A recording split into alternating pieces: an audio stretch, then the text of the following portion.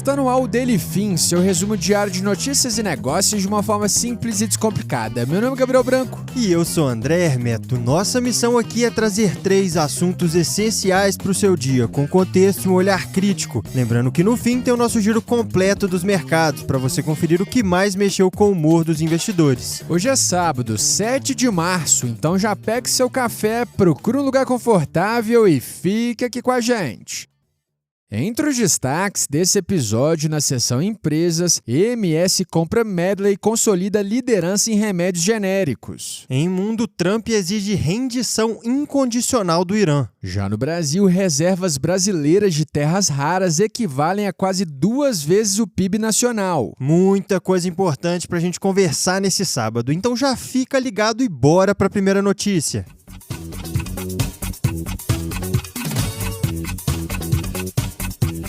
No mundo dos negócios, o mercado farmacêutico brasileiro acabou de ver um movimento bilionário. O grupo EMS fechou um acordo para comprar 100% da Medley, uma das marcas mais conhecidas de medicamentos genéricos do país. Segundo o valor econômico, a operação foi avaliada em 3,6 bilhões de reais. E a Medley já tem um peso grande nesse setor, né, Branco? Ela foi fundada em 1996 e lá em 2009 acabou sendo comprada pela farmacêutica francesa Sanofi. Mais recentemente, em 2024, a Medley registrou 1,3 bilhão de reais em faturamento. Já do lado da compradora, a EMS tem mais de 60 anos de atuação no setor e vem ampliando presença nos últimos anos. Em 2025, por exemplo, ela lançou no Brasil a primeira caneta injetável 100% brasileira de tratamento de obesidade e diabetes tipo 2. E por trás desse business, vamos entender o que são os genéricos. Eles têm o mesmo princípio ativo, a mesma dose e a mesma eficácia dos remédios de marca, mas são vendidos sem a marca original, o que ajuda a baixar o preço e aumentar o acesso da população. E os números mostram como isso virou gigante. Em 2025, o mercado brasileiro de genéricos movimentou 23 bilhões de reais, uma alta de 13,4% em relação a 2024. E ao longo do ano foram vendidas 2,3 bilhões de unidades no país. Hoje, os genéricos já respondem por cerca de 40% de todo o mercado de medicamentos e por 75% dos remédios mais prescritos no Brasil. E aí que entra o efeito da compra. A Medley deve ajudar a EMS a ampliar o portfólio e consolidar a posição como líder em genéricos no país, com 31% de participação de mercado, formando uma verdadeira gigante. Mas com esse movimento bilionário fechando o nosso bloco de empresas, bora agora para o noticiário internacional.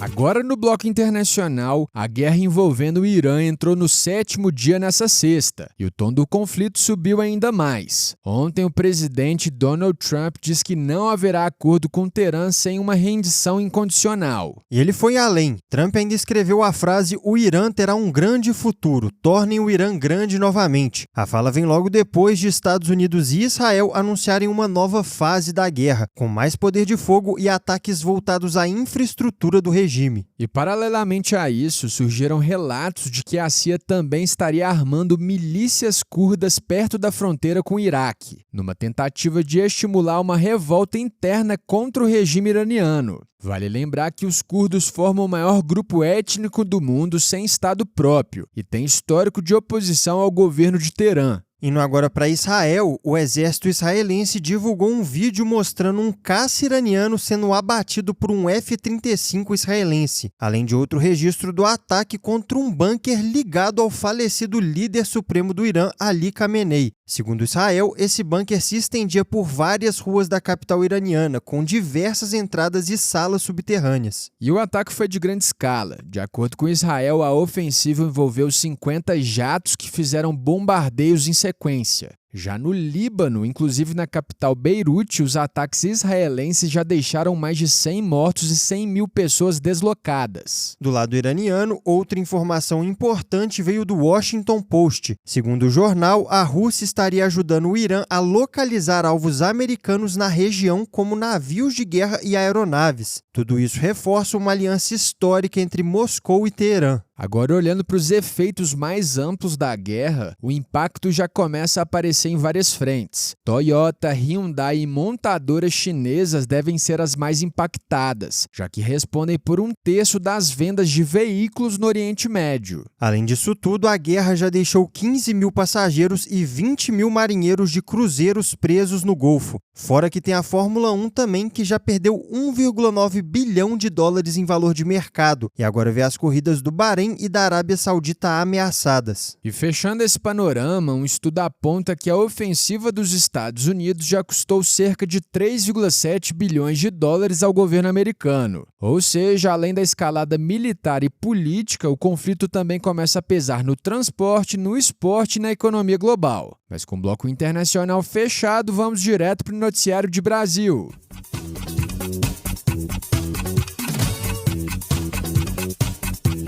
Indo agora para a seção Brasil, o subsolo brasileiro pode esconder uma riqueza de proporções gigantes. Um novo levantamento do Banco Interamericano de Desenvolvimento revelou que as reservas conhecidas de terras raras no Brasil têm valor estimado equivalente a 186% do PIB do país. Ou seja, se todo esse potencial mineral fosse transformado em riqueza econômica, o valor passaria de tudo que o Brasil produz em um ano. E relembrando, como a gente mesmo já trouxe algumas vezes por aqui, as terras raras são 17 elementos químicos fundamentais para tecnologias modernas, e eles estão em tudo que move a economia global atual. As terras raras são usadas na fabricação de ímãs, baterias de veículos elétricos, turbinas eólicas, eletrônicos e até equipamentos militares. Então, não por acaso, esses minerais viraram peça central numa disputa geopolítica no mundo todo. E hoje quem domina esse setor é a China, concentrando 48% das reservas globais e 70% da produção mundial. Logo atrás aparece justamente o Brasil, com 23% das reservas globais, o equivalente a 21 milhões de toneladas. Já os Estados Unidos possuem apenas 2%. Mas apesar desse tamanho todo nas reservas, a produção brasileira ainda é bem pequena. Em 2024, o país produziu apenas 20 toneladas, um volume muito distante das 270 mil toneladas produzidas pela China no mesmo período. Só que esse cenário pode começar a mudar, Andrezinho. No mês passado, o primeiro projeto operacional de terras raras do Brasil em Goiás recebeu 565 milhões de dólares em investimento do governo dos Estados Unidos. E o assunto ganhou ainda mais peso porque o tema também deve entrar na pauta do encontro de Lula e Trump, que está previsto para acontecer nesse mês em Washington. E olhando para o que vem pela frente, a tendência é de pressão ainda maior. Em 2024, a procura global por terras raras já cresceu cerca de 7%. Até 2030, a demanda por minerais críticos pode triplicar.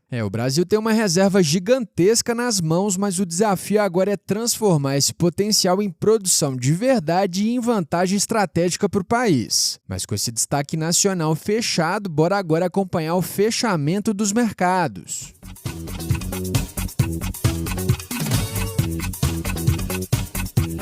No fechamento dos mercados do Delifim, a gente começa pelo setor imobiliário. Pois é, Branco, tá difícil encontrar um bom espaço para novos escritórios em algumas capitais, mas o Nubank conseguiu. O Banco de Davi Vélez será o único inquilino do Terraço Jardim em Belo Horizonte, um prédio boutique de 9 mil metros quadrados no Belvedere, bairro de alta renda da cidade. O projeto da incorporadora Concreto ainda está em construção e deve ser entregue esse ano. Ao lado de São Paulo e Curitiba, BH tem sido uma das capitais mais críticas para conseguir escritório para grandes empresas, uma vez que a nova oferta tem crescido em ritmo mais lento que a demanda provocada pelo retorno das companhias ao presencial. Estimativas mostram que o estoque de escritórios da cidade deve avançar apenas 1,2% no ano. Em 2015, crescia mais de 5%. Olhando agora para mercados, foi mais um dia de baixa por conta da guerra. O Ibovespa fechou em queda de 0,61% aos 179.365 pontos nessa sexta. Já em Nova York, o S&P 500 caiu 1,33%, enquanto o Nasdaq recuou 1,59%. E nas commodities, o petróleo Brent subiu 8,52% a $92,69 o barril.